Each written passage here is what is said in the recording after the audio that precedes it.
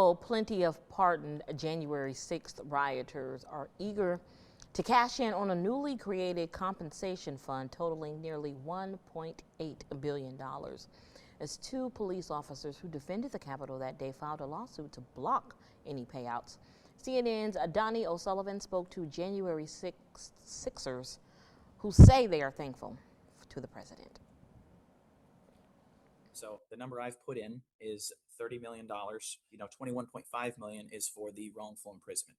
People who took part in January 6 are hoping for big payouts. We endured a lot. Our lives are still not the same. So I don't know what kind of price you can put on that. Even before the DOJ announced its so-called anti-weaponization fund this week. How long were you in prison for?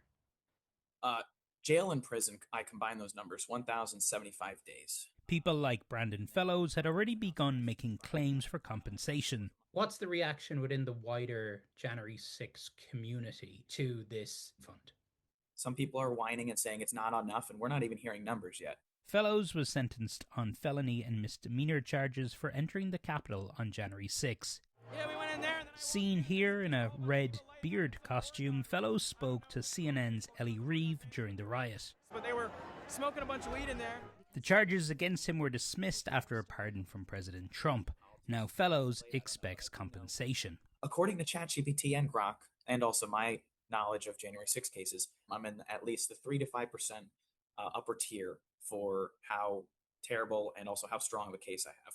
It's like surreal to me. I mean, look how angry I look.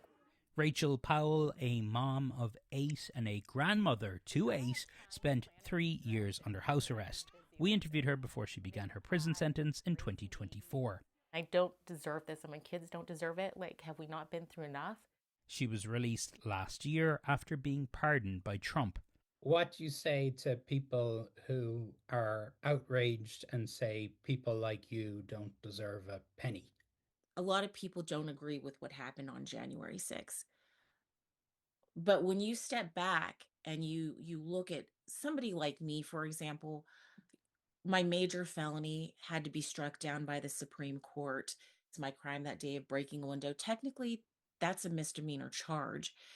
And yet I had 3 years of house arrest, then having to endure everything I did through prison and getting a 5-year sentence on top of that.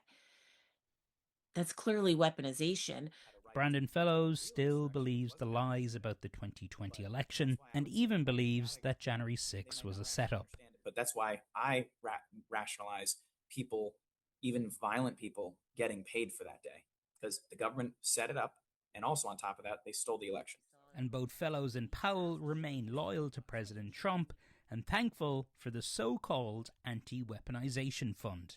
I feel like he has kept us in his mind, despite all the other issues that he's got to deal with as leader of the world, basically. Are you thankful to the president? Of course, I'm thankful. If it wasn't for the president, I'd still be sitting in that prison. Donnie O'Sullivan, CNN.